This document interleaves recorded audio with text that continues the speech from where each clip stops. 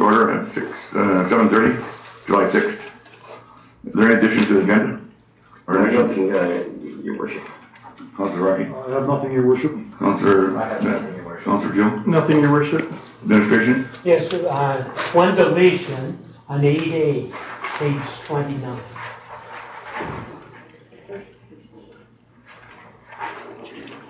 That's it.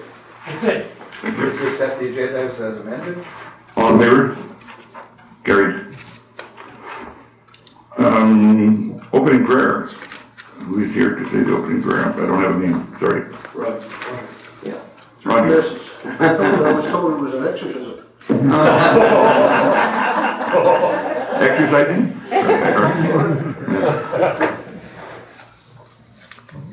Go ahead.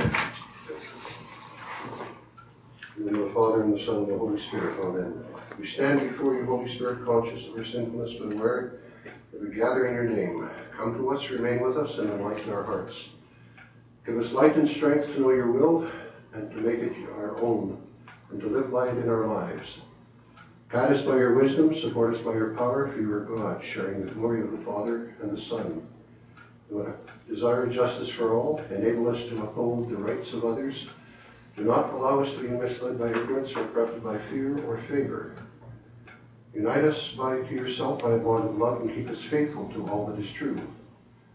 As we gather today, may we temper justice with love, so that all our decisions may be pleasing to you and earn the reward you promised to good and faithful service. We live and reign with the Father and the Son, one God, forever and ever. Amen. Amen. Thank you very much.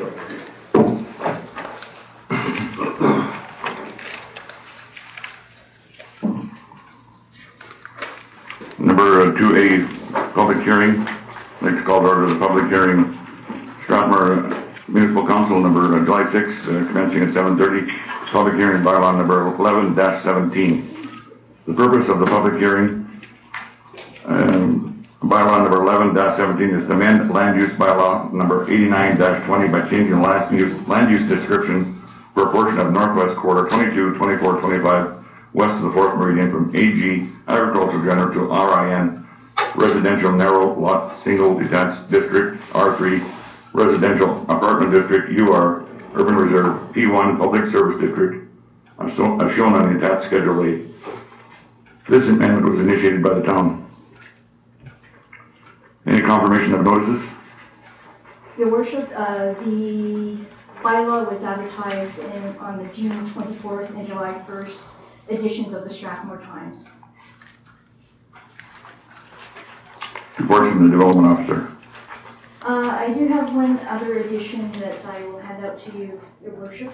A letter was submitted by an adjacent property owner. And originally the author of the letter had requested to be a delegate for the public hearing, but I do not see him here tonight. Thank you. Thank you.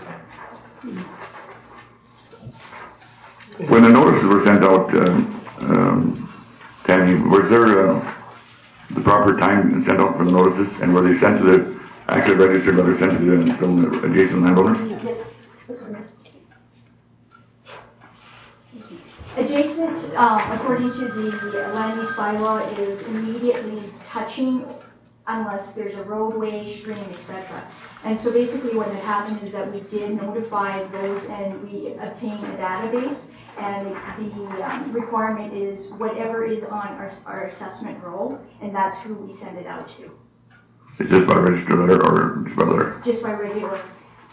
And with regard to the advertising, either it needs to be sent, or it could be and or, but it is an or clause in the Municipal Government Act.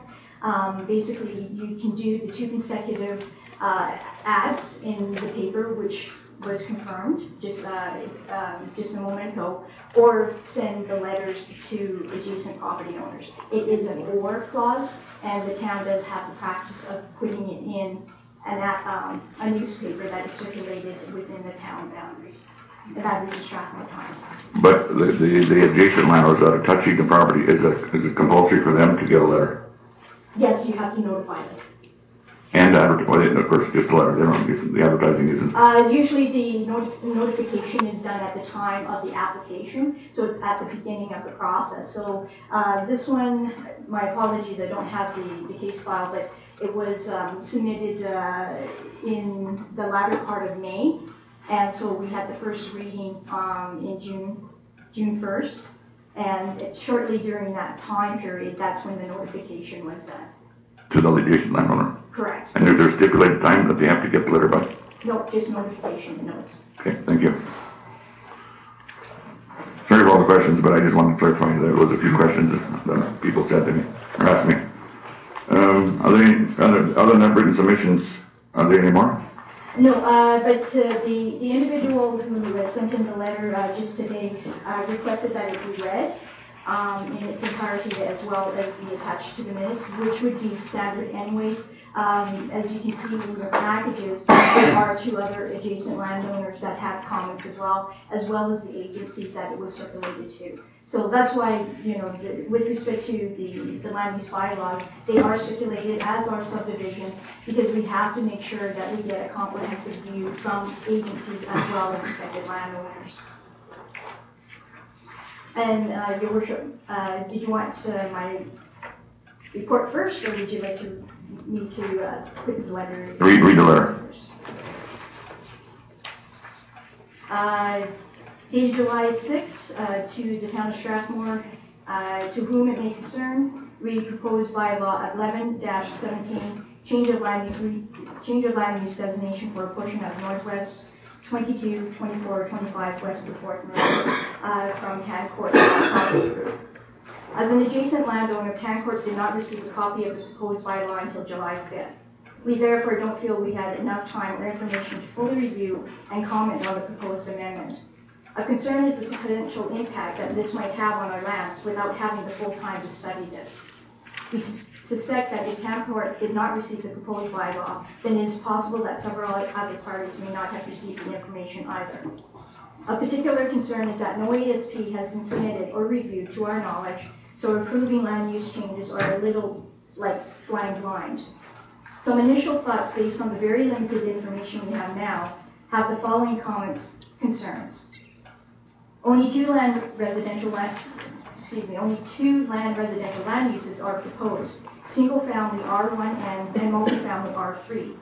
Up to a few months ago, the narrow lot bylaw had a condition that asked that R1N lots must be part of a comprehensively planned community so that you would not have developments of only one lot type.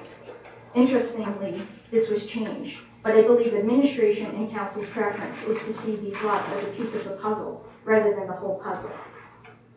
There does not seem to be any reserve set aside for a school site. Within the WFR, which is the Wildflower Ranch ASP, administration and council approved a school site with the intention of adding to the site with contiguous land from the applicant's parcel. This way, one developer would not have to burden with a large portion of MR being used for a potential school site and not for other public amenities. The approved Wildflower Ranch project still has unresolved stormwater issues despite following the town's master servicing study as a guideline. To alleviate these problems, the town has put forward the use of the town's former reservoir on the applicant's site as one of several potential options for resolution. To date, the stormwater issues have not been resolved, and in providing land use to this applicant may remove this as a relevant option for an approved project within the original town boundary.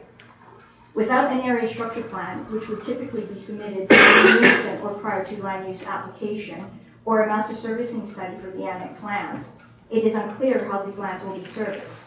With no overall stormwater plan in place for the town, how this project will handle stormwater is unclear.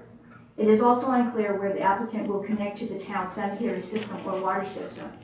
Based on the latest transportation plan, the North Boundary Road and Wildflower Road will be part of an expressway with a 42.5 meter right-of-way. It does not appear that this has been incorporated into the design, as all additional land on Wildflower Road would need to come from the applicant lands, as the opposing lands fall within the county. As well, an expressway will require significant radius in order to connect the north-south Wildflower Road with the east-west north boundary road. All are questions, concerns that could have significant impact on our approved project. It is our understanding that this land was conditionally sold to the applicant, and the condition is that approvals must be obtained prior to closing. It would appear that may create a conflict of interest with the town of Strathmore to approve the land without a master servicing study or area structure plan in place in order to facilitate the closing of the sale. Cancorp is certainly not opposed to future development within the town. We are concerned that we have not been provided adequate notice or information about this project, nor does it seem like standard practices or process are being followed. Hopefully, Council will see the logic in solving some basic servicing issues before moving forward with future approvals. Not only does this drain an applicant's resources without any real chance of seeing something built, but it also takes the focus of the town's internal resources off of the current issues that need resolution.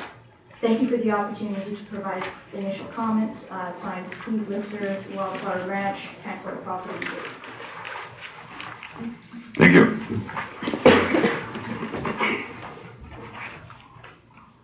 Are there your submissions now, please? Your Worship. Basically what we did was we did take a look at the adjacent land uses to the proposed site. The adjacent uses are, to the east, Hillview Estates, which is R1 residential, and the WID Canal. To the west is Wheatland County with a designation of AG Agriculture General. To the north is annexed agricultural land with a 3-acre parcel of urban reserve. And to the south is the area that Cancorp owns and has various uses, predominantly residential in that area. And the area structure plan for Wildflower Ranch was approved in 2010. The past uses historically have been used as grazing and a reservoir. The proposed redesignation does conform with the MDP, and it does conform with the 50-year land use plan that was submitted to the Municipal Government Board when the annexation was considered. That area was designated as future residential. Alberta Transportation had no concerns with respect to the application. However, they strongly suggested that an impact assessment be completed on the site. Acrogas had no issues. Shaw Cable Systems had no issues. Our contract engineer did have a variety of issues. However, most of the issues would be addressed through the area structure plan review, as well as at the subdivision stages. There were 2 other additional adjacent property responses, both in opposition, and their basic concerns was that the preferred of the use for the land is for recreational purposes, and you have those 2 letters in your package. Overall, our conclusion is that general planning practice does note that an area structure plan should be in place prior to redesignation, especially for an area of this size. An area structure plan is a statutory plan as it is approved by bylaw by council, which means that council has provided due consideration, including a public hearing process whereby any affected party may provide input to the plan, and the town's administration is obligated to recommend or make decisions that are consistent with that plan. Having the area structure plan in place streamlines the subsequent planning processes as the overall concept was reviewed in depth with all affected parties. This enables the department to expedite the approval process for the next steps of development due to the adequate planning on the onset rather than potential delays during the middle of the process. And our recommended action is that, would you like my recommendation? Yes, please. That council postpone second reading until an area structure plan for the area has been approved by bylaw. The area structure plan must include but is not limited to describing the overall road network, stormwater, water, sanitary servicing, and shallow utilities for the entire site. Thank you. Any questions from council? Thank you. It's says here, persons wishing to be heard, none, but I see a whole crowd here. Does anybody want to speak to the issue? Not, thank you very much. If there's no other questions from council or administration, I'd ask for adjournment to the public hearing. I would move to adjourn. You all heard the motion, all in favor?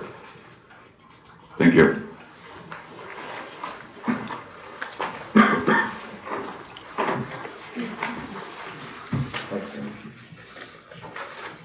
Three, adoption of the agenda, continuation. I thought we adopted the agenda already, but I don't know why that's there. Previous minutes for June 15 to 11. I move the adoption of the committee of the whole meeting 11-W12. Thank you. You all heard the motion. All in favor? Carried. 4B. Your worship, I would move that the June 15th, 2011 regular council meeting number 11, C12. Thank you. You all heard the motion. All in favor? Carried. 5A, East Lake Road Fence, Mandy Gillespie.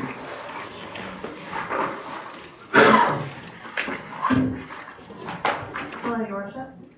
My name is Mandy Gillespie. I'm here to represent the residents of Green Meadow and to ask the council to reconsider your decision to replace the wooden picket fence with a pole and cable barrier. Do you want me to go through our reasoning? Yeah, please, go ahead. As long as how long is this going to be? We've got a lot of letters on it. Yeah, okay. Like, I just didn't want to beat a dead horse if you already know all the issues, then. Go ahead. Just that it makes it unsafe for our children by not placing a barrier between them and the busy East Lake Road. Automobiles that travel along the East Lake Road don't currently have the mindset to be alert to looking for our children running out onto the busy roadway. There are pathways that go through, but they're crosswalks. Most of the children that are coming from our side are crossing over East Lake to get any of the schools that are on the opposite side. I know that you cited reasons that in other parts of town the pole and cable is acceptable, but most of those are leading out onto farm areas and out onto fields, not on a busy roadway where the kids are crossing over to go to school. We're concerned that the entire street with a pole and cable will turn into a giant crosswalk. It reduces our property values and takes away from our the visibility into our backyards. And most of the discussion that we've had has been regarding the costs, but really feeling that the fiscally responsible thing to do would be to plan ahead on projects like this. The fence is over 10 years old. It's been painted once from what we can see. There's graffiti on it from grad 09. Very minimal maintenance has been done and now it's in a state of disrepair. We're not fighting that the fence is in a good state by any means, but we're hoping that more than a pole and cable barrier would be replaced in there. We know the cost is an issue, but we want to open it up to more discussion. That's all I had. Oh, okay, thank you. Is everybody pretty much here for that reason, or can you have a show of hands? Okay, thanks. Thank you very much. Any questions from council? Yeah, I have some concerns with this. Okay, go. The houses that are along there, there's a back lane, Yes. grassway, and then the roadway, right? A very minimal. Are the houses that are there, do they have their own fences? Out of the 35 that are directly affected, 14 of them do not, and the majority of those are rental units where they don't have the option of putting up fencing. The majority of those have small children. And they can't go to their landlord and say, we want to put up They a could, fence? that is an option, but they are renting those properties under the pretense that that was a protective barrier keeping the children safe. No, the protective barrier would be before the first roadway, which is the back lane. Right. Which is on your own backyard. Yeah. Okay, so that's the first barrier. Yeah. If there's nothing there, that's not our fault. No. But there is something already standing in place that you are removing by choice. Questions? No, I just had a comment. We did get a lot of the letters, and I read them. We read them all. I also have 264 signatures from our petitions that have circulated around town in the last 2 weeks. Okay. And I'm not sure who to present those to. But Administration will take that. Okay. Yeah. I as far as reading some of the letters, there were a couple of reasons that I didn't necessarily agree with. One was that the fence that's there now is a far better theft or vandalism deterrent. My disagreement with that is basically that if the post and cable fence is there, it's a lot more visible for East Lake. So I don't necessarily see the solid wood fence as preventing theft or vandalism. In fact, I think that the solid fence can actually encourage that because they're hidden from one whole side of the road. That being said, I know we're all aware how important it is to your group that you get this fence back. And our concern obviously is money, because if we do this here, then it sets a precedent for other areas. And this was a builder fence that they take responsibility for 2 years, and then the town assumes responsibility after that. I know where you're coming from, because I've driven the alley a couple of times since early June. I decided to take a couple trips down there, and I see that some of the pads back there don't necessarily allow for a back fence, so I can see how you would use that as a barrier.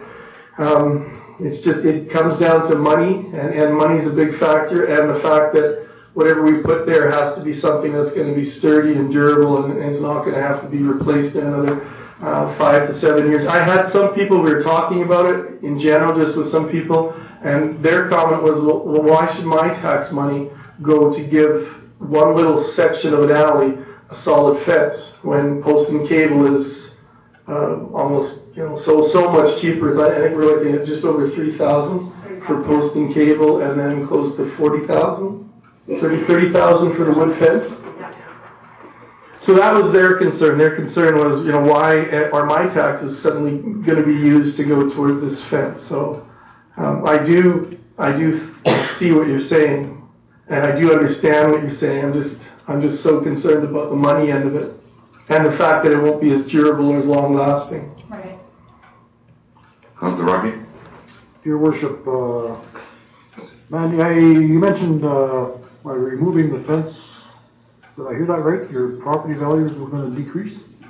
Yeah. I don't think the opposite might happen. To me, I live right across from there in Maplewood area, but to me that fence is an eyesore. The sooner we get it out of there, the better it's going to be for you guys.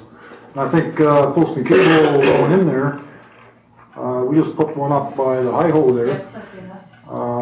And I understand we're going to, Dwight, are we still putting trees in? Yes. We're still considering that? I think the overall, I think it looks great in green spaces, absolutely. I think it would improve, it might improve your property values there rather than going the other way. Mandy, does your group, how does it feel as far as, we've been trying to come up with a compromise here, to give you protection, some shelter from East Lake Road, and to help with possible property values. And along Councillor Rocky's line of talking there, what about the idea of us having post and cable with a compromise and having trees all along that road? Is that something that would make it a little more appealing to your group, or is that still not what you want? You want that solid fence? Ideally, we would like the solid fence. Yeah. Okay, so the trees that we would put in with post and cable aren't really going to help much. I don't think that really stops the kids from crossing over and the general public from making that complete straight roadway. I think to me, that's your best argument, is that I can see with a post and cable fence, kids can cross anywhere they want on East Lake, whereas right now they're limited to certain openings. That being said, those certain openings also can be a danger because kids can scoot out from there quite quickly. Yeah. So yeah, we're caught in a real tough situation here, and I just want you to know we empathize with you guys. We're really trying to do the right thing, but it's definitely going to be a tough one. Councilor Phillips? Just two quick comments, Your Worship. I'm more concerned, to be honest with you, I'm more concerned with that laneway than anything, and I think kids being allowed to play in a laneway gives them a false sense of security, and that, for me, that would be my biggest concern. So there's got to be some effort made, I would think, to keep them from even going into the laneway, because that scares me. And the second area was in regards to East Lake boulevard itself and the speeding vehicles in there. We have, I don't know if anybody saw that, but we did have our speed camera up there a few times last week, and this is going to continue on. If we have a problem with speeding on that roadway, we have to address that. We're also hoping, I put in an application to get a children at play sign along that road to get our citizens aware of the fact that there are kids in there. I was a strong supporter of the fence, the replacement of the fence at the beginning, but and to me, it's not as much the money issue. If we have to find $50,000 to make something a safer issue, then I'll go back for it. But I'm having a hard time with this one because the problem is not that fence. The problem is, I think, is the laneway. And no matter which way we go, we still need those yards fenced. Somehow we have to get them fenced. Keep those kids out of the laneway. Okay. So I'm sorry, I can't support a $60,000 project when it's not really going to be solving any of the problems. I would like to say that ultimately council's concern is life and limb is first, and there is no two ways about it. We always talk about that, and that is our very first concern. But having driven there, out of the 35 residents that you speak of, many of them don't even have back gates to the alley. So obviously some of them don't have that concern. There's not even a back gate to get out to the alley and to the road. Some of them do, and especially along where you're living, I think. But I live in Calgary also, and there's many situations identical to what this is right here. Do we want to be Calgary? Well, I'm just using an example, and I don't hear big, I don't hear troubles there is what I'm trying to say. I'm not trying to be Calgary, but I've got to use some comparisons. Right. And there are other communities that I travel through. I know that the same thing happens. I would like to of course, go with Councillor Sobel's, a good fence. Right.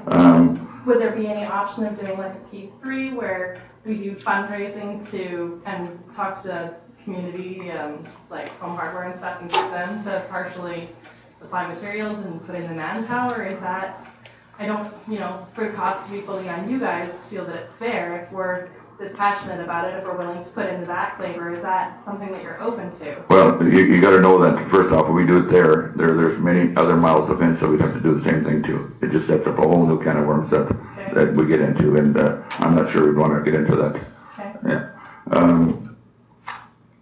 Yeah. We're torn. I mean, there's no question about it, but we got to look at that. I know that life and limb is more important than dollars and cents, but we still have to look at the big picture. My recommendation is that developers never, ever put up those kind of fences again. Then why are they in the ranch estates and all along? Well, I know we're talking now. That's past. We're talking forward, looking forward. What I'm saying, looking forward. They are a costly adventure for everybody, including the developers, and they really don't serve down the road. We're 10 years later, so there's hundreds of thousands of dollars worth of those fences around town. Hundreds of thousands. Absolutely. We're only one speaker supposed to be, but were you on the list to speak? No, but can you open it to the floor? Is it available? Okay, I'll see one, okay? Go ahead. Okay, ask that question. Yeah, I just have a couple other comments to make. In the municipal development plan, it says that the town is supposed to provide the best possible human environment for residents, respecting their aspirations for quality of life, lifestyles, and quality of development. And regarding growth, that they will ensure compatibility of scale, design, building materials with existing and proposed surrounding land uses. So it seems to me that if the town asks us to build our sheds and garages and everything else to fit the area that we live in, that they also have a responsibility to put some kind of attractive replacement for that fence area. It's also East Lake Road, which is designated as a truck road, and I agree with you. There's past, present, and future, and in the future you're going to have a lot more traffic, and those include busy trucks. There's also supposed to be, by the bylaw, a separation of pedestrians from vehicle traffic. Pathways should be incorporated into all new residential areas. Well, in that area, there isn't even a pathway there for people to walk. And my question is, why a post and rail fence at all? I mean, it really doesn't stop anything. All it does is say, okay, here's houses, you know. So why bother investing in a post and rail at all? Some of the people agree with you that the attractiveness of trees is very good suggestion, but we are also suggesting, what about a hedge, a fast-growing hedge? There's also, when I talked with White, there is infrastructure money that, if you look at it, provides for safety barriers and fencing, or the construction of noise attenuation projects, which both of those would be, because in the future, if that does get busy on there with the trucks and the extra cars, and especially if you're expanding Boundary Road and different ones like that, it'll be a connector. I think that you could think of that and move that money somehow into those. Plus, you can connect it in with the transit. If you ever decide to have a transit system, it may be able to come in with that. But my suggestion is that perhaps a hedge at this time is better than even just a post and rail, because it really does nothing. And my question is, why would you even think about a post and rail? The only way, you see the post and rail situation on 16th Avenue. If a car hits it with a big thick cable, it does slow down a car. It really does. And that's a known fact. So that's one of the reasons why post and rail. I mean, you know, if the tank is going through there, of course not, but I mean, unlimited speeds, it does slow the vehicle down. And if there's no other further questions from council? Comments? No, just the only comment I would add is I think your best argument for me that I've heard tonight was the fact that kids can cross anywhere along the post and cable fence, that it takes us away from one area for a crosswalk, and that they could start crossing all along the fence line. So that was an important point for me. I'm like Councillor Sobel. I was really in favor of just replacing it with whatever you guys had. And I know we're going to be talking about this for sure. But I thank you for your comments and for coming forward. Thank you very much, folks.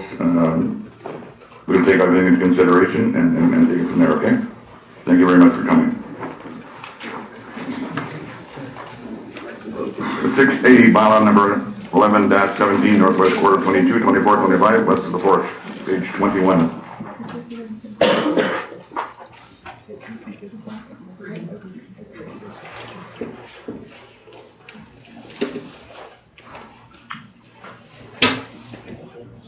Go ahead, Tammy. Your Worship, as mentioned at the public hearing, the recommendation for this bylaw is that council postpone the second reading until an area structure plan for the area has been approved by bylaw. And again, the area structure plan must include, but is not limited to, describing the overall road network, stormwater, water, sanitary servicing, and shallow utilities for the entire site. Any other the recommendation? Is there any further questions from council? Just one comment, Your Worship. I could never support this plan without an area structure plan. It's absolutely too vital for an area of this, and I strongly support the. I think we're all in the same favor. Looking for a motion. Your Worship, I move that council postpone the second reading until an area structure plan for the area has been approved by bylaw. And I'm just wondering if I need to read the rest of it as far as... Yes, please. Okay. And the area structure plan must include, but is not limited to, describing the overall road network, stormwater, water, sanitary servicing, and shallow utilities for the entire site. You all heard the motion. If there's no further discussion, all in favor? Carried.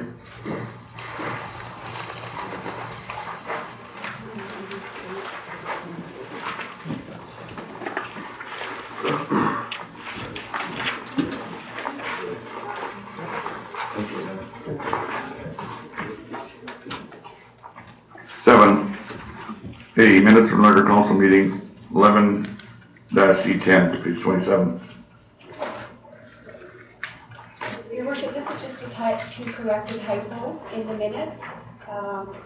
The minutes read May 24th, and that date should have read May 19th, 2011. Thank you. Motion, please. Your Worship, I move the council approve the minutes of the regular council meeting 11-C10 as amended. Thank you. All heard the motion? All in favor? Carried.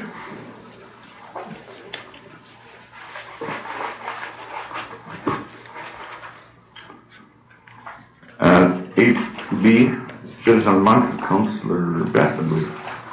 My nomination for July Citizen of the Month is a young lady who has demonstrated a commitment to and a love for her community. This year she used many opportunities to share her musical talents in piano and singing. She played piano for the Strathmore Senior High School production of Narnia, and although not in the class, she donated countless hours of her time after school, nights, and on weekends to make this a successful production. At church, she plays the organ for her congregation. She also occasionally sings with her friends and the church choir. She is a piano teacher to younger children and gives theory lessons to advanced piano students to prepare them for their RCM exams. As a work experience project, this young woman volunteered to play piano for the Brentwood Junior Choir this year and played piano at a funeral and a baptism. It was also her privilege to have played at the Encana stage at this year's Springfest. At Strathmore Senior High, she is a member of the Student Leadership Group, serving as an executive member. She helped to organize many events such as a taste of Strathmore High, in which the students prepared many ethnic dishes in honor of the high school's exchange student program.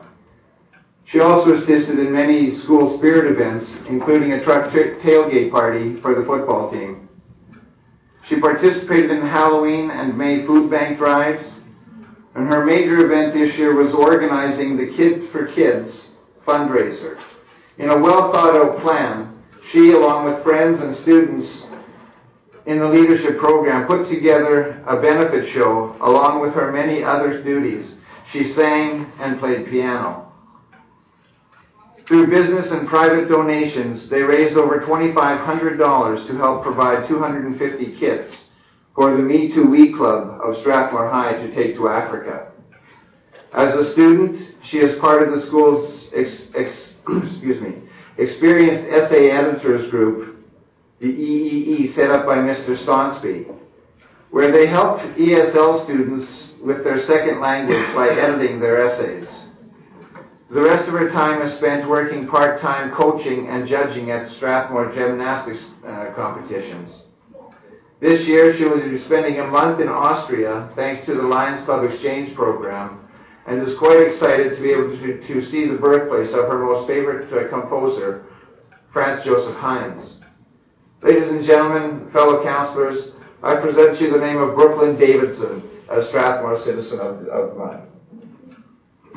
Thank you.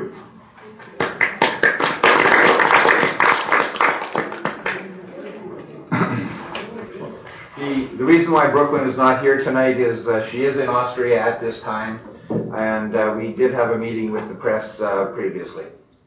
And she didn't want to fly back to this? Yeah, I know. It's pretty tough. 8C, Solicitor General, Minister of Public Security, 831. Move the council accept the information from Frank Overall, the Solicitor General and Minister of Public Security as information.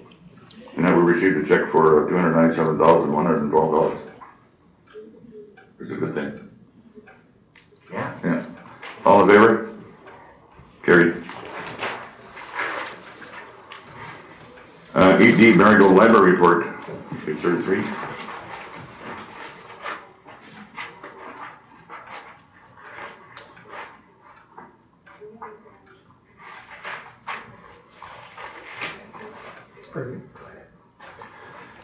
Your Worship, I would move that Council accept the Marigold Library Report as information. All in favor? Carried.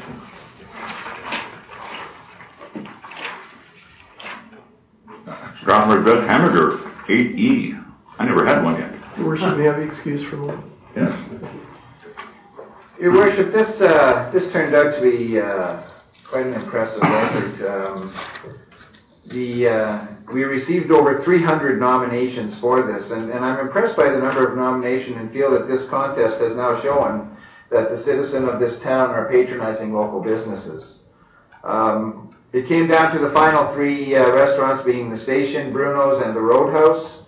And after a hard decision and much debate, and tasting all of the burgers from these three establishments, I'm pleased to announce that the best hamburger for Strathmore is made by the Roadhouse restaurant. Thank you very much. Now, did you eat all 300? I did. No, 300 nominations came. Oh, okay, sorry. I ate all three of them. 8F, policy number 7203, Civic Center rental policy, page 38. And I understand we have a young lady here who would like to speak on it.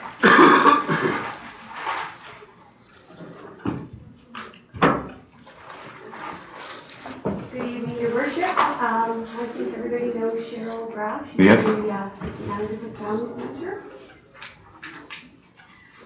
Policy number 7203 is the Civic Center rental policy, and this policy has not been updated since 2002. Administration has surveyed 12 municipalities with similar facilities and have based the fee increases on the results of the survey.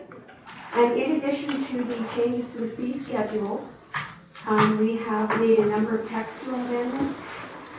Under Section 2 responsibility, we have added in council's responsibilities and the CAO's responsibilities.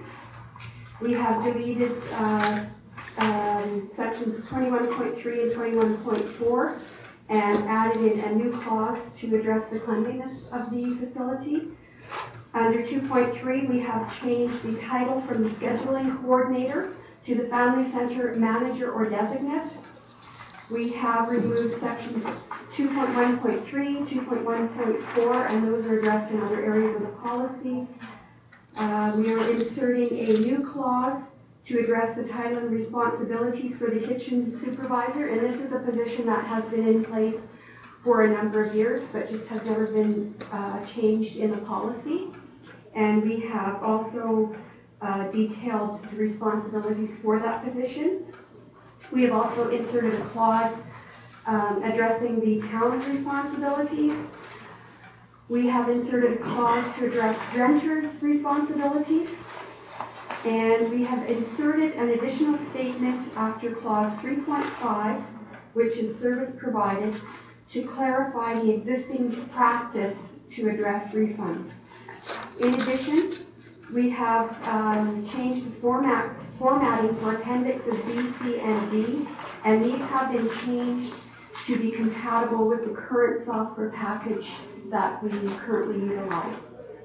And I have Cheryl here who is going to discuss the changes to the fee schedule, which would be Appendix A, shown on page 44 of the agenda packages.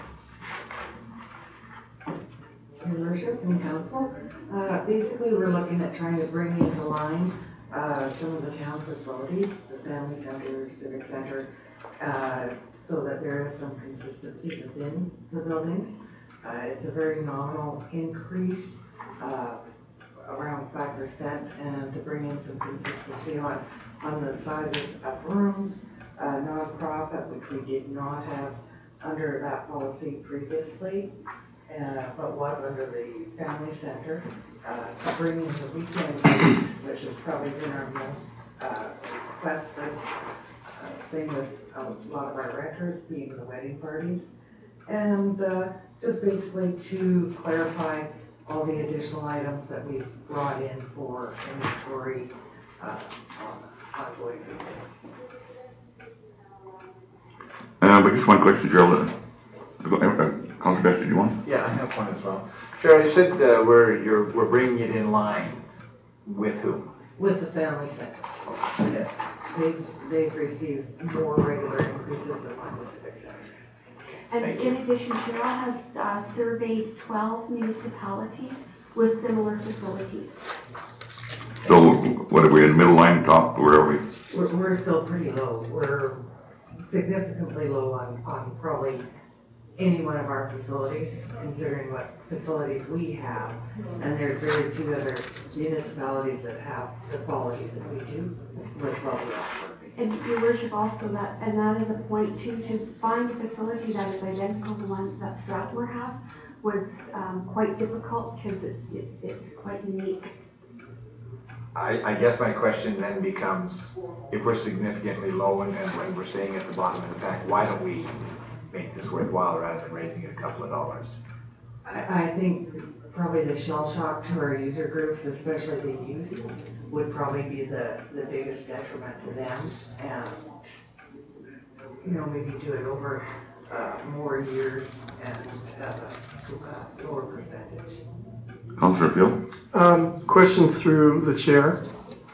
I had a lady ask me if the Civic Center area ever does like a grouping of prices. So for example, you would have access to kind of like a bundling of services. So you could have access to a room for the weekend, as well as a kitchen, as well as the Chuck Mercer room, that kind of thing. Is there ever a way, if you're planning to have a wedding reception on a Saturday and you're having gift opening on the next day, is there ever a weekend rate or a bulk rate or a bundling of different rooms that can be, because when you add them up individually, she was telling me it becomes very expensive. But if there was a way to do the whole package thing, she said that some towns do offer a package price, and I'm not sure if we do. And that is one of the new things that we are. Oh, it is good. And do you have that page number?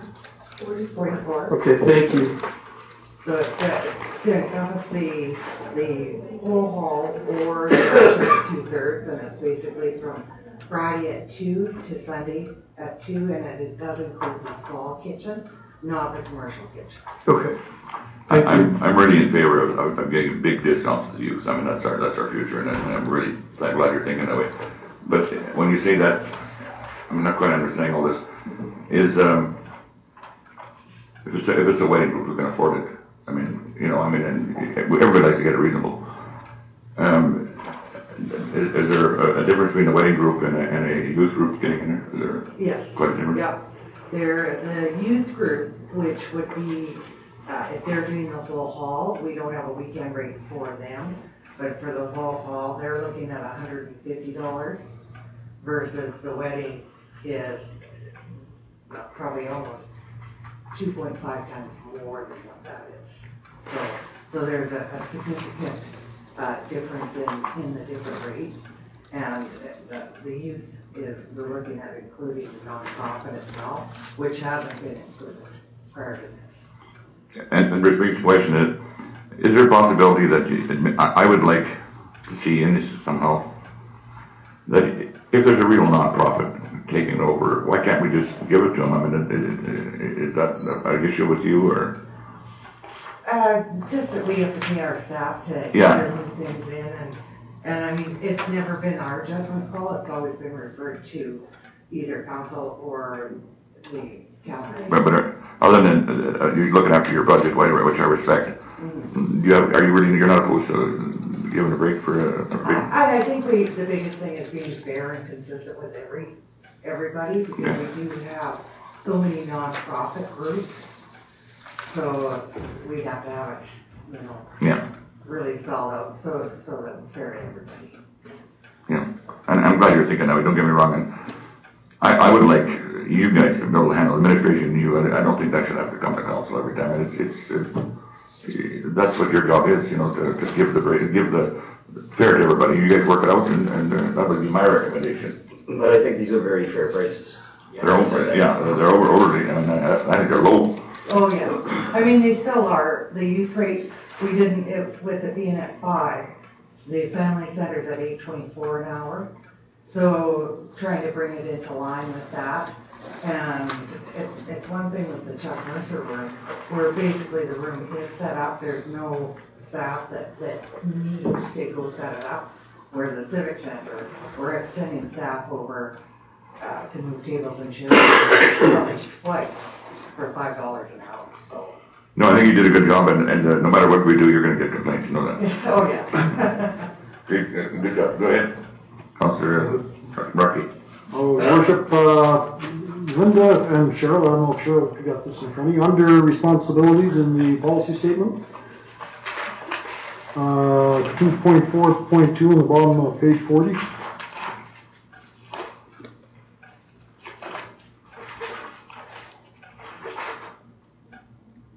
Open and monitor the rental of the commercial and/or community kitchens, answer questions regarding operation of equipment startup in kitchens. My point I'm trying to make here is the kitchen supervisor is supposed to attend while dishes are being cleaned to ensure that correct procedures are being followed.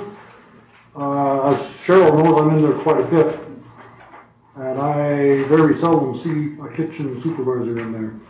And I am not going to stand there after a 16-hour day waiting for somebody to show up. On top of that, I'm paying my staff, so I just want to make sure I'm not getting my hand slapped the next time I'm in there.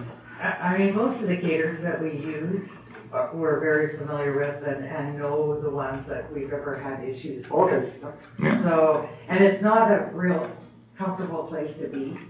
Sometimes with some of the caterers, probably only one that we go into. Okay. So yeah, it kind of depends on if it's a new caterer coming in that's never used the facility, then we're going to be there much more. I can carry on as usual. Yeah.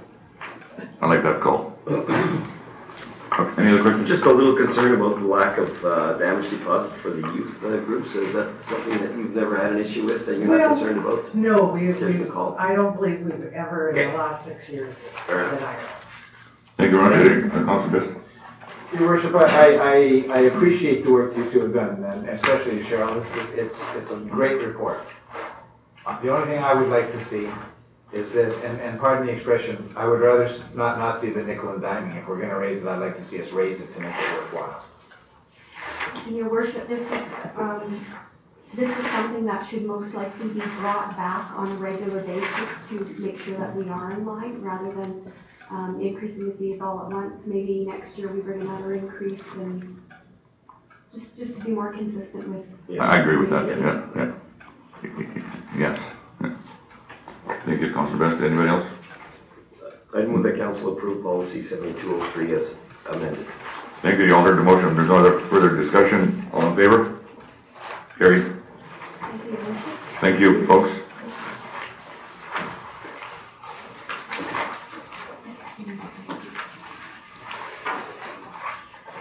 Thank you, Cheryl. Thank you. Thank you. 8G policy and 1303 leave policy. We can all leave now? Thank you, Your Worship. The leave policy is a living document requiring amendments from time to time.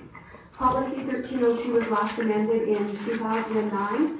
The proposed amendments are a combination of formatting changes, amendments to reflect current council philosophies, and additional clauses to allow administration more flexibility in the administration of the policies. And following are the proposed amendments to leave policy 1302. Under definition, we are deleting the word management so that the sentence reads, supervisor means any position that is responsible for supervision of employees. We are adding in clause 2.1.3, which states that the CAO shall have complete and absolute discretion over any and all provisions of this policy, apart from any provisions legislated under the Labour Standards Act and any provincial legislation, including absolute discretion over all vacation entitlements at any time. And this is generally when we are recruiting. It's a good way to, it's a good bonus for recruitment purposes. And currently, the CAO does not have that flexibility. And under number 4, these categories, this is just simply formatting.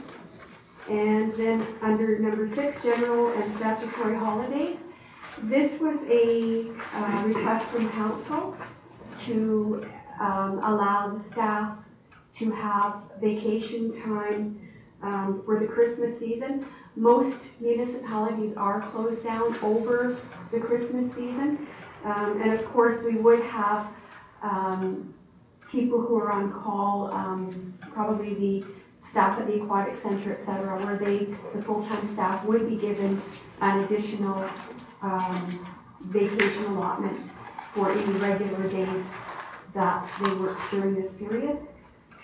And then the last one, vacation leave entitlements, we are just adding that employees will not be paid cash for accumulated vacation entitlements unless authorized by the CAO. And we have had these situations occur in the past, so just to allow flexibility. Any questions? If not, we need a motion. I would move the council approve policy 1302 as amended. Not, if there's no further discussion, all in favor? Carried. Thank you, Amanda. Thank you. 8H, Municipal Safety Recognition Award, page 72. Apparently this is extremely important.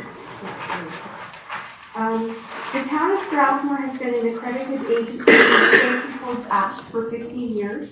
In year 2003, Alberta Municipal Affairs and the Safety Codes Council established the Municipal Safety Recognition Award to recognize excellent service and significant milestones in their accreditation history for municipalities.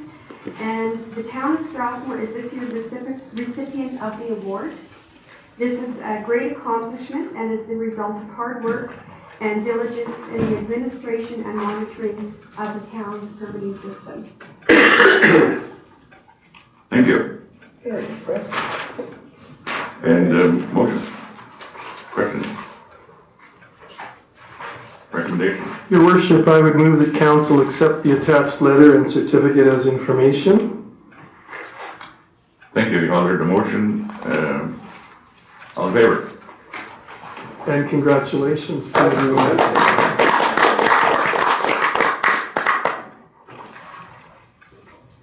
Grant to Youth Club of Strathmore, page 75.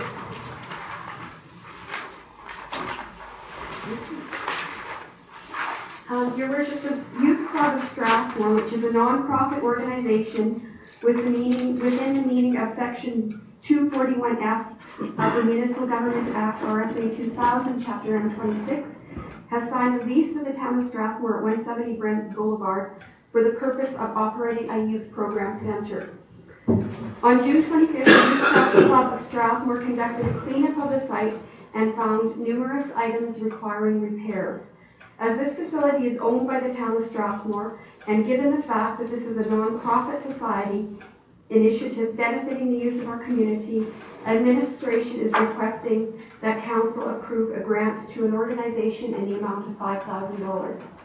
And our recommended action is that council approve a grant to the Youth Club at Strathmore in the amount of $5,000 to be used to place the facility located at 170 Brent Boulevard into an acceptable level for use, and that the funds be taken from financial stabilization.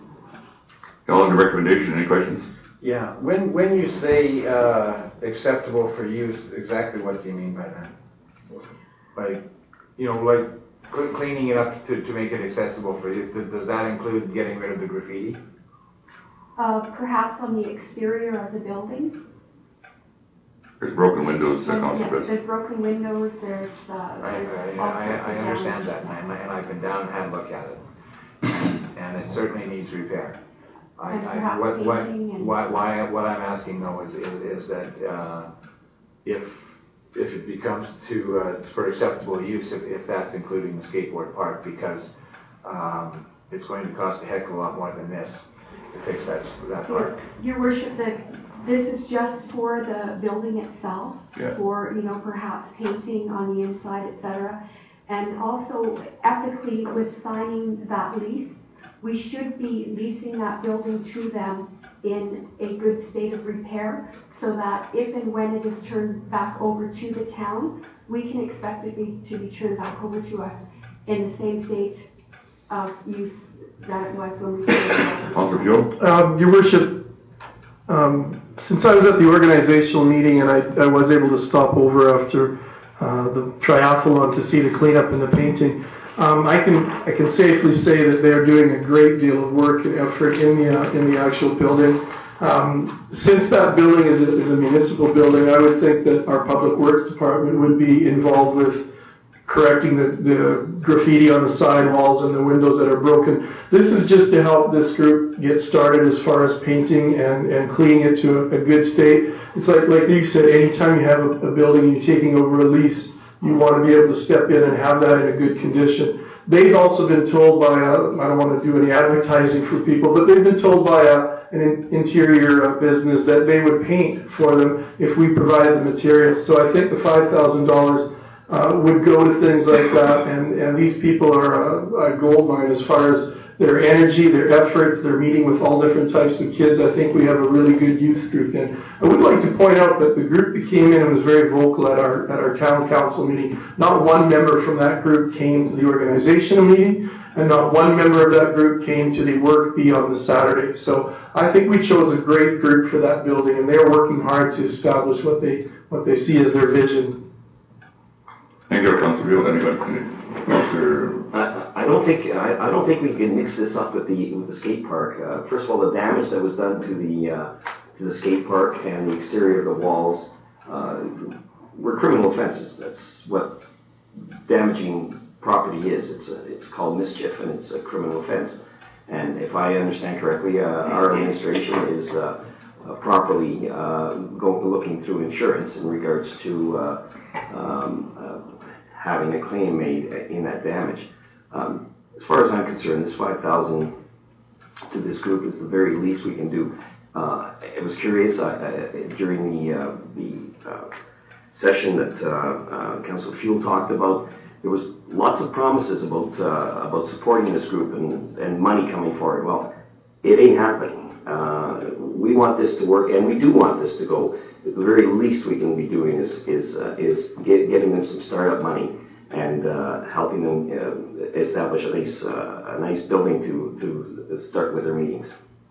I don't see why the skateboard park is entering into this. We're talking about the building only, and I think we should leave it at that discussion.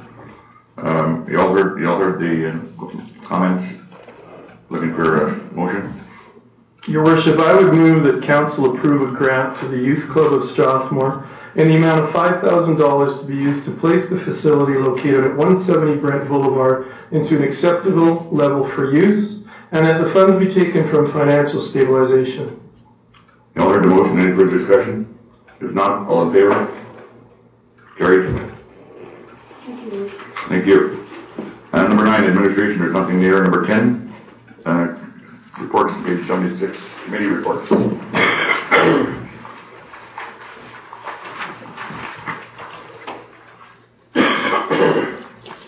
Economic development, Dwight Stanford. Yes, Your Worship. I had the staff prepare a chart today, the monthly building report for the end of June.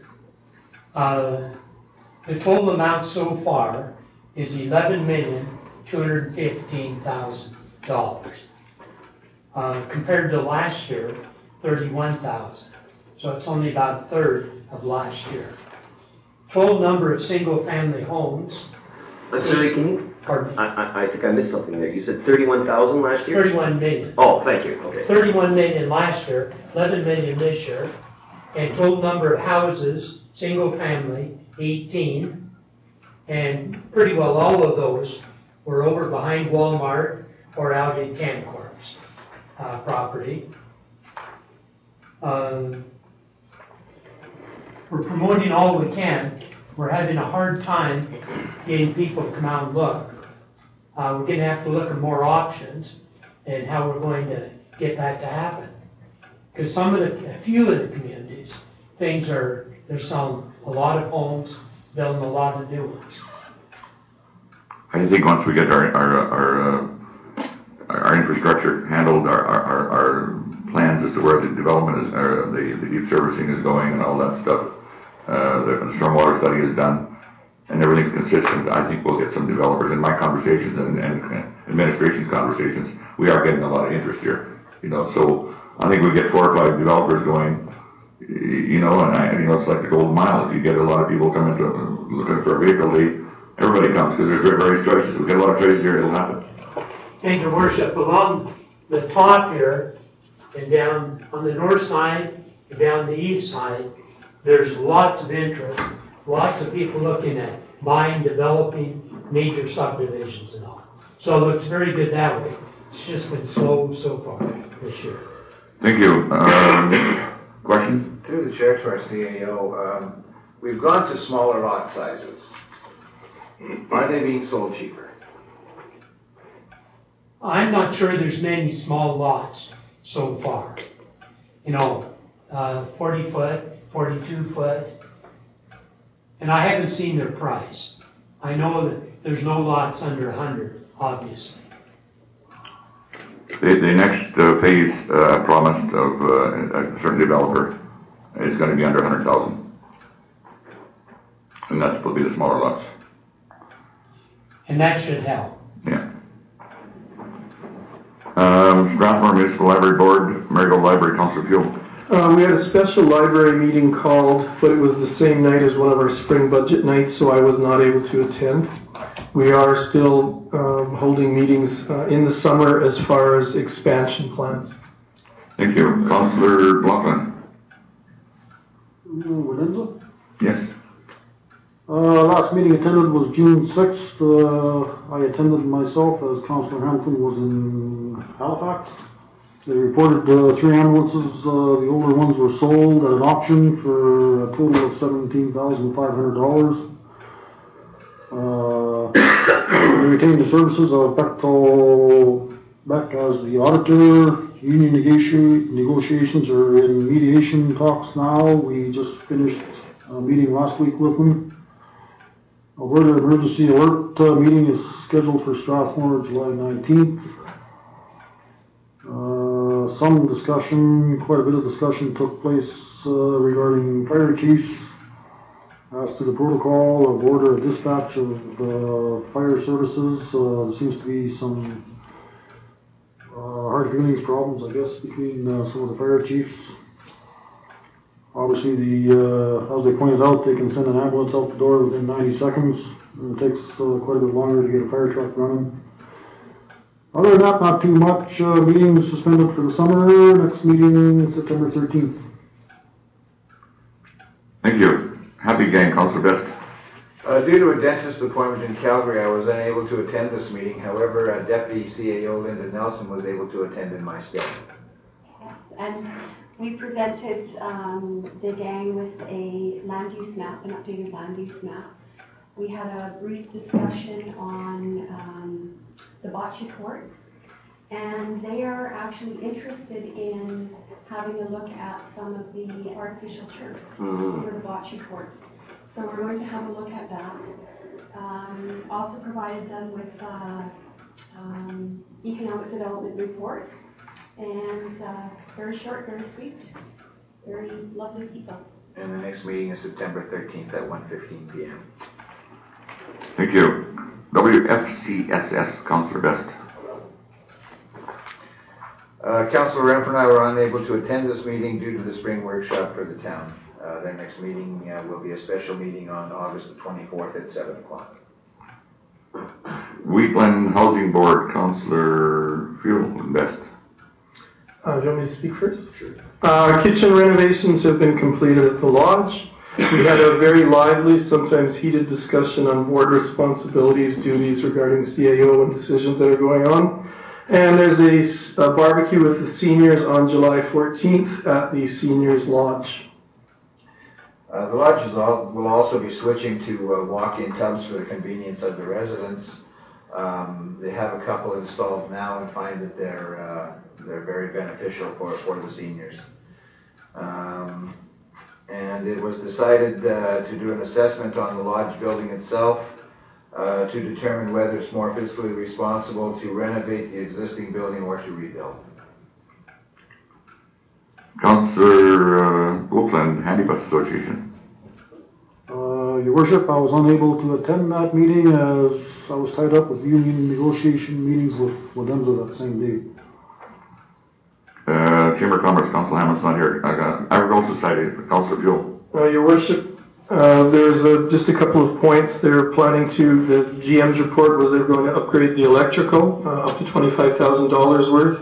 They're not planning to budget anything for the chuck wagons and WPCA before the 2012 contract is completed, and there are plans to put a multi-use building on the grounds, and the place and square footage is to be determined at a later date.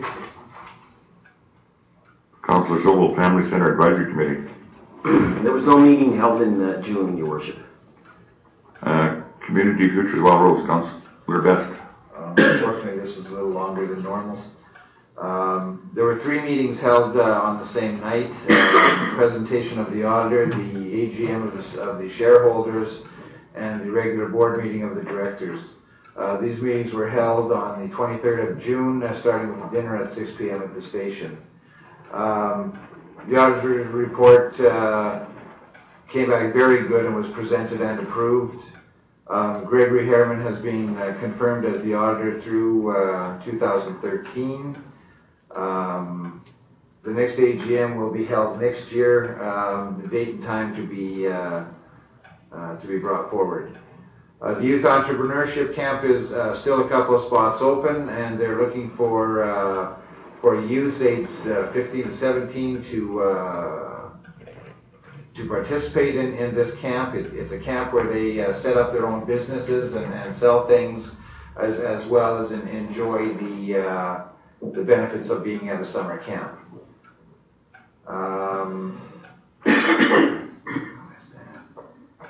Community Future Symposium this year will be held 09/29 to October the 1st, which is the same dates as AUMA.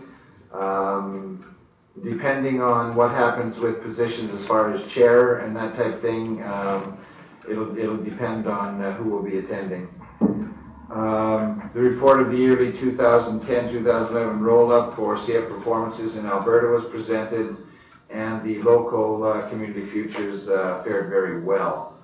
The 4th annual Heritage Days barbecue will be held on July the 28th from noon till 3 p.m.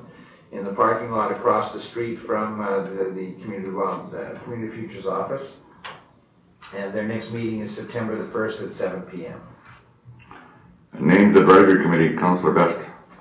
There were no meetings in June. The one in July, I haven't got the notes on yet. United Way, Councillor Blokeland. Your Worship, attended the meeting back on June 9th. June 10th, we actually had check distributions for the media to the different agencies we helped out at the FCSS office. We discussed participating in a parade on the Heritage Days in the summer. The feeling was volunteer help very difficult to put together during the summer months. Instead, we're going to focus on fundraisers in September and October, as it coincides with United Way Awareness Month. And the next meeting is September 8th. Thank you. Calgary Regional Partnership, myself. We had the meeting here in Strathmore, the last meeting, and it was very well received, poorly attended, simply because a lot of them had said that it's quite a distance to get here from other locations. We're trying to get a more suitable location that makes it more suitable for everybody. The big issue was still trying to get the counties involved in the Calgary Regional Partnership. A lot of discussion on the Alberta government allowing the CN Rail yards that are going to be in an adjoining county, and I'm getting an $8 million grant check for that, and the water being taken from, I think they can think of the name of the water line from Nehill. So there was a lot of discussion over that. A letter sent to the minister in regards to that point. No response. I don't know the response on it. They were quite offended about the fact that here's the government trying to promote our Calgary Regional Partnership, and them going in behind us. Us being totally unaware of this grant being given to the CNR, and the CN or CP, I can't remember. It's one of the two. CN. And very offended by it. Anyway, a letter went out to the minister stating so. The big discussion is a majority vote again. There's some misinterpretation on how that works. That's going to be discussed again at the next meeting. which is coming up in August, and it's not the date isn't firmly set yet, but it'll be late August. Thank you. I should add, Your Worship, that I attended the Spring General Assembly for the Calgary Regional Partnership on June 22nd by myself. It was very lonely. Our guest speaker was David Corrigan, the Mayor of Burnaby, who congratulated CRP for its efforts in trying to make a regional relationship work, fully acknowledging the difficulties in such a task. They've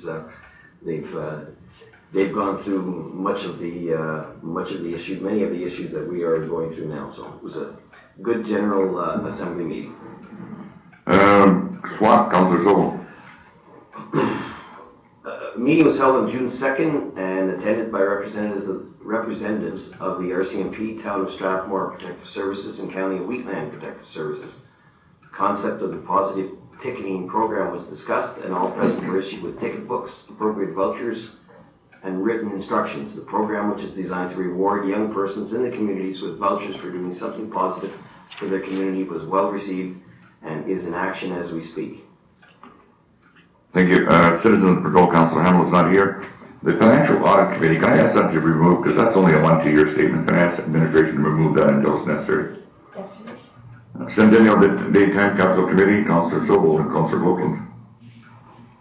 Something here.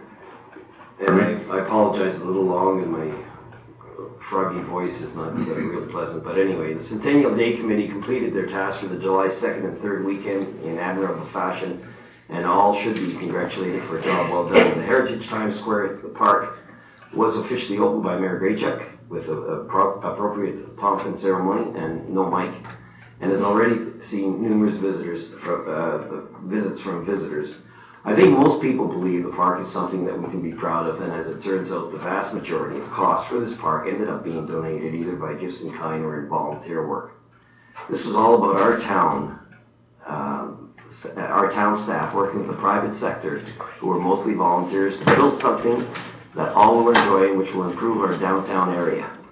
I want to extend a special thanks and job well done to Lester Weiss and Chuck Rankus of our Engineering and Operations Department, who, while not volunteering, certainly did go above and beyond the call of duty to ensure this project went smoothly. The clock did manage to be installed in time, but is undergoing some technical difficulties believed to have occurred as a result of the shipping process. The town has requested a representative from the company, which is based in BC, to attend our location and give a hands-on tutorial and to make the necessary repairs, all of which is under warranty. It is believed that this will happen in the second week of July. This completes the second of 3 major Centennial events for 2011, with the last one being the Centennial Fall Gala. Tickets for this event should be available on or about the 10th of August. I do have one more comment in regards to the Centennial Committee and the work that they've done. It's important to note that although there are members of council and administration on this committee, the majority of members who have volunteered their time come from the community. The decisions being made have always been with the consultation and ultimate approval of the committee, and I thank them for their hard work on behalf of everyone in Strathmore. Just a footnote there, Councillor Sobel. I would like to thank Linda for allowing us to have our meeting at your house the other night, since we couldn't have room in the office building here. It was by far the longest meeting we had as a Centennial meeting, but we had a good time. I would like to personally thank the Centennial Day Committee and Time Council Committee and all the volunteers. You all did a great job, and it couldn't have been out better. But so thank you very much. It was a great job. Well done. Museum Committee, Councillor Pugh. We had no meeting in June. We had too many people away, so we're planning to meet on the last Thursday in July. SGC Arts and Recreation Foundation, Councillor Sobel. Yeah, that's the Strathmore Golf Club Arts and Recreation Foundation. A meeting of the members of the Strathmore Golf Course Strategic Planning Committee and the Arts and Recreation Committee was held on June 29th. This is a new committee for me, and I admit I'm playing catch up with many of their ideas and concepts. The main part of this meeting dealt with timelines and with the hope that drawings for the proposed new concept can be completed this year and presented to their shareholders in early 2012. Thank you. Hope Bridges Society, Councillor Sobel. During the month of June, I did participate in an online survey dealing with the needs of the town as they relate to arts facilities for the Hope Bridges Society, and their first meeting after the survey will be held July 11th. Thank you. You all heard the committee reports. Looking for a motion. Your Worship, I would move the council accept the committee reports as information. You all heard the motion. Any discussion? If not, all in favor? Carried. Before we close here, Your Worship, will there be, would it be advisable to bring up the issue of the East Lake Boulevard and see if there's any motion to change that issue? You may so. We can go into discussion on that. I appreciate it's not on the agenda. Council want to go into a bit of discussion on that? Well, Yeah, I think it's a great idea. Go. Well, Your Worship, I feel that it's not coming out of left field, because I think you guys know that I've been a supporter of this fence, because it feels like we should be replacing the fence that they had with a similar style one. Tonight's point that was made really stuck with me, in that if it's a post and cable fence, kids can basically cross all the way down East Lake, and East Lake has become a very busy road. So I think obviously anytime we have a matter to be discussed that involves spending money, it's important that we do it here in public, in a public forum. So I'm definitely leaning towards replacing the fence with a like style fence that they had previously. I know that's not going to be the same with other people necessarily, but I think with the town, some of the townhouses have no ability at all to put up a back fence because of pads and things. So it becomes a situation where some of the renters are looking for some sort of a barrier protection from that busy and very fast, sometimes, East Lake Road. Councillor Best. My points have been made numerous times, Your Worship. I believe that with the back lane being there, that if they want to put a fence up, they should put a fence up at their own yard. Then there's the back lane. Then there's the grass, and with the cable fence, and then there's the road. I think we're back far enough, and if they are that concerned about having something to keep the kids in, that building their own fences would suffice for that. Councillor Rock. I also feel that the cost of a wooden or a plastic fence over the post and cable is 10 times the cost, and I don't see, if we're being fiscally responsible, that we should be doing that. hello. Thank you. Councillor Rocky. Your Worship, my original thoughts and ideas on this thing a month ago, whenever, was to take the fence down and be done with it. Leave it the way it is. Plant a few trees in there if you want, but I do understand administration has suggested we don't want vehicles driving through that back alley cutting across the meeting onto East Lake Road. So I can understand we need some kind of a deterrent there. I firmly believe the post and cable fence would do that. I really think, how should I say this right, the fence the way it is right now, if the kids want to get on the road, they're going to get on that road. They'll find a way to get on that road. Thank you. I just believe maybe, I suppose it should be more up to the mums and dads and mothers and fathers or grandpas and grandmas to look after your kids a little bit better. Councillor Sobel. I guess just further to what Councillor Blockman was saying, right now there's 5 areas that those kids can run across that lane and then get onto East Lake Boulevard past that fence. 5 separate locations. And it just doesn't seem like that is a great deterrent when you're thinking about safety. And this is after they're crossing a laneway, and this is my biggest concern, is that fence line has got to be on the other side of that laneway. We can't have those kids running onto the laneway. That's the danger part. I don't see that replacing the fence is going to solve that issue, and I'm hoping that putting in the post and cable with the trees, which will deal with the looks of the street, and I think it will improve the looks of the street, will perhaps force the parents into securing their children on their property, which is especially for young children, I think is very, very crucial, very important.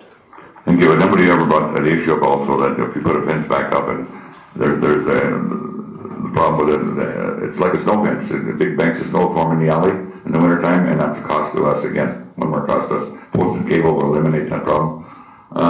And believe it or not, a post and cable, and I know they're going to laugh at this statement, but a post and cable, a kid does have to slow down to a certain degree to jump a post and cable. I mean, it's just a no fact. You just can't run across it. You have to jump it. So it slows them down to a certain degree. I would love to protect everybody, but there's just things we can't do, and we must take a lot of responsibility on ourselves. I don't see any change in my opinion. Thank you. So, are you looking for a motion to change, or? Well, I can put forward a motion, and then we can put this matter to rest one way or the other. Thank you. That's okay. Your Worship, I move that we replace the fence on the south side of East Lake Road with a like-styled and size wooden fence. Now, just a question. We had a motion in place before, did we not? We did? I think it was just a budget item. Was it just a budget item? I thought it was a motion. Well, it was included in the budget. Okay, if we didn't find, there's a motion, any further discussion?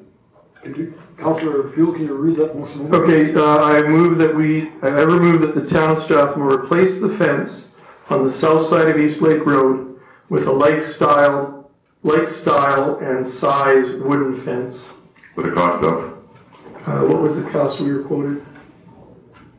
$25,000? At a cost? 35,000. At a cost of no more than $35,000. Question from Council Fuel? Our best? Yeah, I guess my question is if we're going to replace it with a lifestyle fence, why we would go wooden and replace that again in 7 years or 10 years and keep doing that rather than going to the plastic fence, which would last for a much longer time period. Would you like to amend the motion? Because I'm fine with that as well. If that be accepted. Sure. Yeah. Yeah. It was 45, I think. That's 45. So at a cost of no more than $45,000 with a vinyl fence. Councillor Rocky? Your Worship, Councillor Fuel, what happens if we're at 45,000, we're 15 feet short? Do we stop? I don't know. I'm just hoping we could do it within that price. Y'all heard the motion, Councillor Stoll. Y'all heard the motion, no further discussion. All in favor? One in favor, opposed? Motion not carried. Any further? If not, I'm looking for adjournment. Sir, I'd like to make a comment. I'm not sure of the protocol of the city council, if you have an open quorum before I move we adjourn. Yeah, you're late, but I don't understand. Sorry? Move to adjourn? The meeting is over. There's no more. Okay, so there is no open quorum for public. It's a closed door meeting. It was already done. It was already done. Okay. Yeah. So I've made the motion to make a comment. Move to adjourn. The motion is adjourned. You can't make a motion, sir. Okay. Yeah. So you can vote, city councilman, you can vote on that after my comment. All in favor? Carried.